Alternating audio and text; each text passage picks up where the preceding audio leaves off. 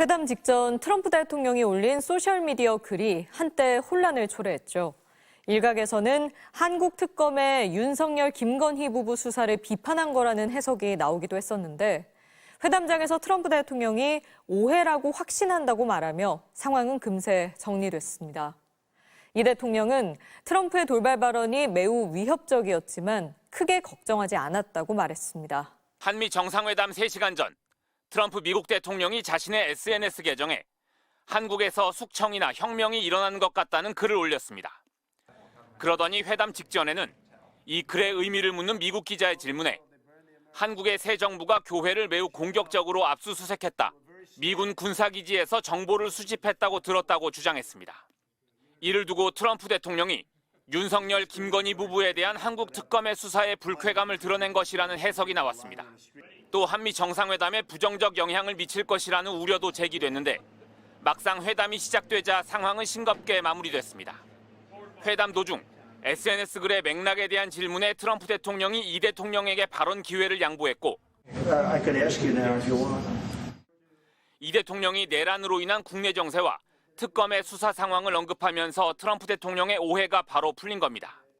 미군을 직접 수사한 게 아니고 그 부대 안에 있는 한국군의 통제 시스템이 어떻게 작동했나를 확인한 것 같습니다. 회담이 끝난 뒤 이 대통령은 트럼프 대통령의 SNS 글이 매우 위협적이었다며 참모들은 젤렌스키와 트럼프의 회담 같은 상황이 재현될까 우려했다고 당시 상황을 떠올렸습니다. 그러면서도 자신은 그렇게 되지 않을 것을 알았다며 그 이유를 이렇게 설명했습니다.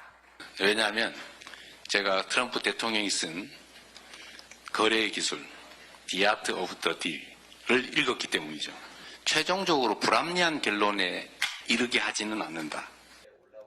이례적으로 순방에 동행했던 강훈식 비서실장도 수지 와일스 백악관 비서실장과의 한 라인을 신속히 가동시켜 오해를 불식시키는 등 트럼프의 돌발 발언은 약 3시간 만에 황당한 해프닝으로 정리됐습니다.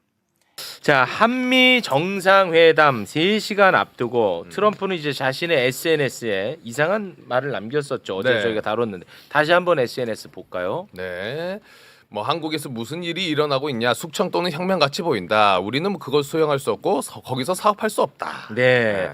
여기 이제 그 대한민국 극우 세력과 결탁된 미국의 극우 세력을 통해서 가짜 뉴스가 트럼프 대통령 귀에 들어간 것처럼 보이는데 그와는 별개로 이것과 관련해서 김대식 국민의힘 의원 아시죠? 네. 김대식 국민의힘 의원이 트럼프 귀에 이런 정보가 들어간 그 과정을 나름대로 추정을 해서 방송에서 이야기를 한 게 있어요. 그래요? 예. 네. 여기 또 보면은 약간 좀 일리가 또 있어 보이거든요. 그 데모 잠깐 보고 오겠습니다. 트럼프 대통령 취임식 때 제가 국회 대표로 지금 초청을 받아서 갔지 않습니까? 그때 이제 만난 목사님이 폴 하이트 목사입니다. 이분은 이제 트럼프 대통령의 가족이 백악관에서 예배를 볼 때 집례를 하는 여성 목사님이세요. 그 순복음교회 왔다 간 분이 주니어 트럼프도 왔다 갔고 폴 하이트 목사도 왔다 갔어요. 그래서 이 두 분의 좀 영향이 있었지 않나 이렇게 생각을 하고 왔거든. 그러니까 이영훈 목사 순복음교회 이영훈 역사 그리고 폴라 화이트 목사 트럼프 이런 경로로 간 것 아닌가 이렇게 이제 이 사람은 추론하고 있거든요. 이제 이렇게 되니까 여의도 순복음교회의 이영훈 목사의 발언이 또 심상치 않게 들립니다. 어제 이제 이 문제가 있고 나서 본인이 또 교회에서 한마디를 했거든요. 그 대목도 한번 듣고 오겠습니다. 제가 밤새 들어온 뉴스를 보니까 트럼프 대통령이 이재명 대통령 만나기 전에 교회 압수수색한 거 그거 문제가 많아갖고 이거 해명이 안 되면 안 만나겠다까지 했다가 만나가지고 해명을 듣고 넘어간 장면이 나왔는데 그 정도로 우리 교회 위상이 전 세계에서 굉장히 존중이 여기는 그런 높은 위치로 올라간 것입니다. 그래서 앞으로 이번 정부가 교회는 함부로 손을 대면 안 되구나 반성하고 교회를 존중히 여기고 또 교회 신앙활동이 잘 될 수 있도록 잘 협력할 것을 믿습니다. 근데 저 와중에도 거짓말하고 있어. 하지도 않은 말을. 그렇죠. 이거는 없는 내용이죠. 없는 내용이야. 이재명 대통령이 해명하지 못하면 안 만나겠다고 말했다. 이거 거짓말이야. 그러니까 저도 그 와중에도 이제 거짓말하고 있는데, 자 이게 그 간단하게 보이지가 않잖아요. 네. 관련한 이야기 대한민국 최고의 전문가와 함께 이야기를 나눠볼까 합니다. 김디모데 목사님, 예. 박수로 맞이합니다. 네. 안녕하십니까. 고맙습니다. 자 우리 목사님. 네.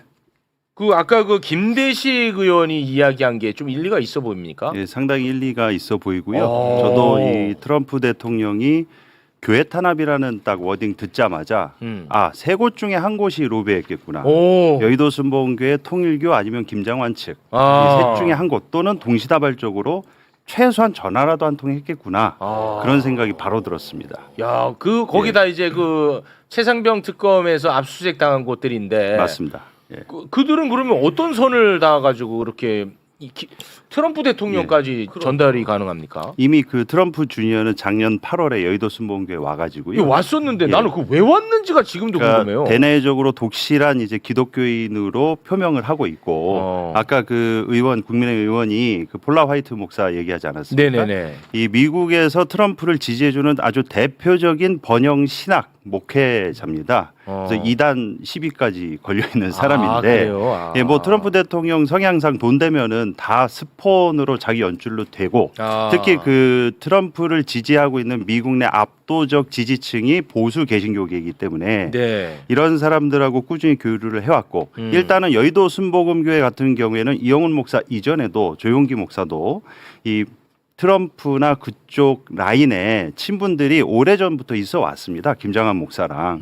그래서 그 아들이 그 한국에 행사가 있을 때마다 작년 8월뿐만이 아니라 4월도 왔었어요. 아, 그래요? 예. 근데 이제 4월에 왔을 때는 평일날 와가지고 주일 예배 참석해서 뭐 간증이나 이런 걸 못했는데 네. 8월에 왔을 때는 이제 트럼프 주니어가 와서 간증도 하고 오면은 돈 주잖아요. 맞습니다. 그래서 오는 거지. 아, 예. 트럼프 아들한테 돈을 준다고요? 당연하죠. 미국에서 뭐라고 저기 타이틀 달린 것들 오면은 돈 줍니다. 아니 뭐 얼마나 많이 주길래 미국에서까지 와요? 많이 줘. 아, 많이 줘요? 네. 근데 이제 그 AP 통신이나 이제 CNN 측에서는 여의도 순복음교회 쪽보다는 통일교 로비가 작용한 것 같다라는 보도가 되고 있거든요. 아, 지금 현재요? 예. 오, 근데 그래요? 왜 통일교 그 말한 종교 탄압, 교회 탄압이 일반적인 보수 개신교계나 여의도 순복음교회가 아니라 왜 통일교 쪽이라고 얘기하는 것 같냐면 이미 통일교 행사에 트럼프가 2021년하고 22년 사이에 기조연설에서 소위 그 강의 영상 얘기했죠. 예, 그래서 거기서 지금까지 33억을 받았습니다. 예, 그리고 부통령, 벤스 부통령, 이 부통령도 올 초죠. 벤스. 예, 네. 올 초죠. 그 벤스 부통령 올 초 2025년 2월에 네. 그 국제 종교 자유 정상회의라는 단체가 있는데 이게 통일교 유관 단체입니다. 네. 예, 거기에도 참석을 했어요. 오. 그러니까 미국에서는 그 정치 자금 로비가 불법이 아니기 때문에 아무래도 이제 피셜인데 통일교 쪽에 압수수색도 당했겠다. 네. 그 여의도 순복음교회도 전화도 한 통 했겠죠. 트럼프 주니어 그 통해서. 그러니까 이게 복합적으로 어느 단체가 명확하게 했다는 모르지만 바로 이 트럼프 입장에서는 받아먹은 게 있으니까. 그래서 내가 그 교회 탄압이라고 한번 이렇게 딱 멘트를 던져줌으로써 야, 이 정도 해줬지? 립서비스 해줬으니까 이제 니네들이 이거 던져줬으니까 알아서 해. 라고 이렇게 립서비스 차원에서 스폰 때문에 지지 세력 때문에 해준 것이 아닌가. 트럼프 입장에서는 되게 가성비가 좋아요. 맞습니다. 트위터 한 줄 써주면 33억이 생기는 거야. 와. 미쳤네. 그런 식이죠. 이게 와, 정말 33억은 인식이- 충격이네. 인식이 참 이게.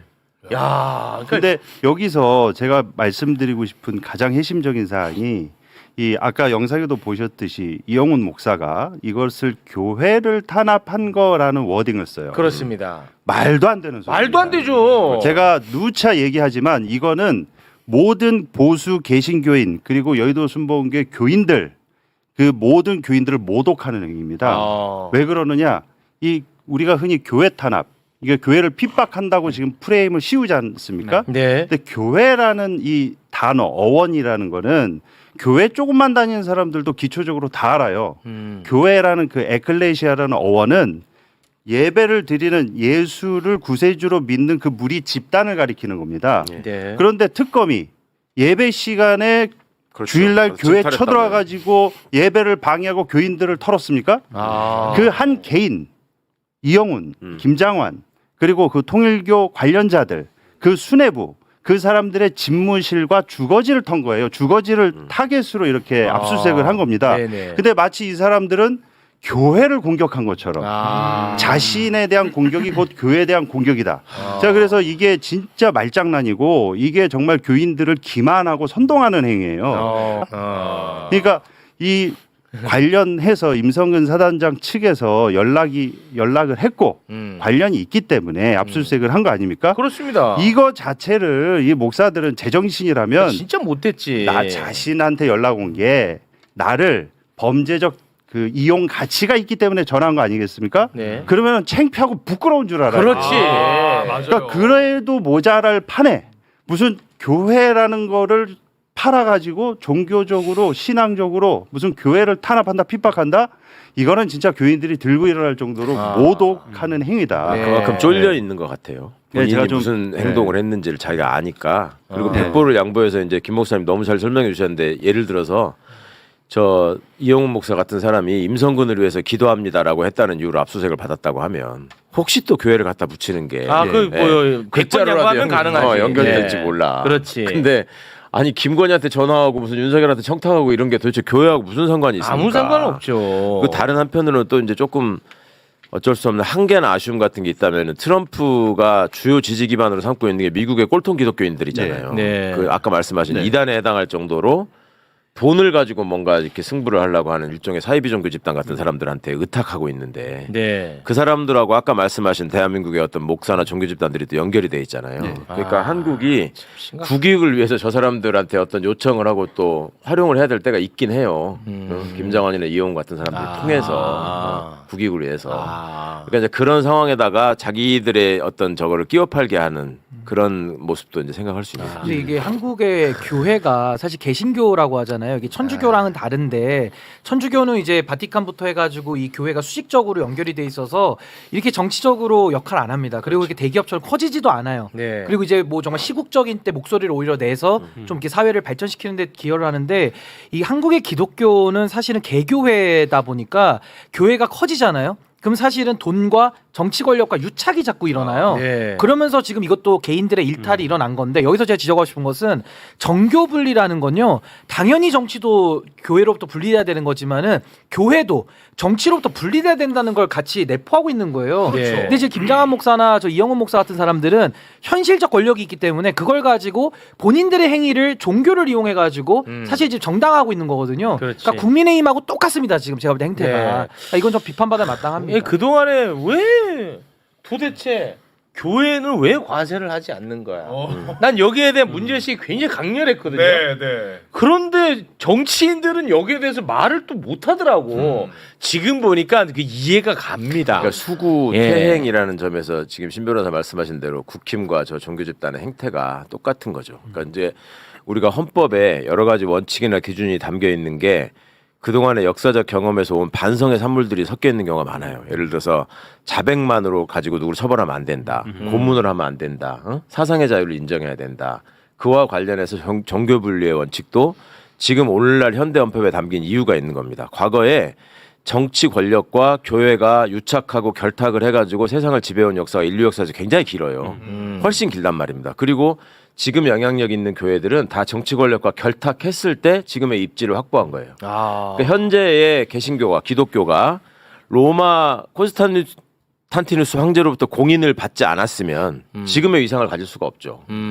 불교라는 게 우리 삼국시대에 들어와 가지고 국교로 채택이 되지 않았으면 왕사나 법사가 없었으면 이런 위상을 가질 수가 없어요. 그러네요. 다 그게 맥락이 다 있는 거고요. 그러니까 목사님 더 잘 아시겠지만 미국의 유명한 신학자가 그랬다 그러죠. 그러니까 기독교의 오늘날의 현실, 특히 개신교의 현실을 개탄하면서 기독교는 애초에 그리스에서는 철학이 됐고 로마로 들어가서는 제도가 되었다. 그리고 유럽에서는 문화를 형성했다. 그런데 미국으로 와서는 기업이 됐다. 그 누가 그렇게 멋진 말을 했어? 미국의 신학자가 그렇게 얘기를 하시고 그거를 들은 이제 한국의 학자들은 미국은 기업이지만 여기는 완전히 지금 족벌 대기업이 돼가지고 왕국이 됐지. 왕국. 왕국. 그러니까 너무너무 맞는 말이잖아요 지금. 너무 이게. 맞는 말이네. 그러니까 그런 식의 말씀하시는 것처럼 돈을 모으는 어떤 이제 결집체가 되기도 하고 네. 세금도 안 내고 세금도 자기 안 한마디로 모든 거를 끌고 가려고 하는 이상한 그 왕정주의 같은 게 저 안에서 횡행하고 있고 그렇습니다. 그 사람들은 목사님 한마디라고 하면은 무조건 저 복종해야 되는 걸로 아니까 정광훈 같은 자들의 그런 말이 네. 길거리를 돌아다니는 거고 공권력 비호해주고. 이거야말로 퇴행이죠.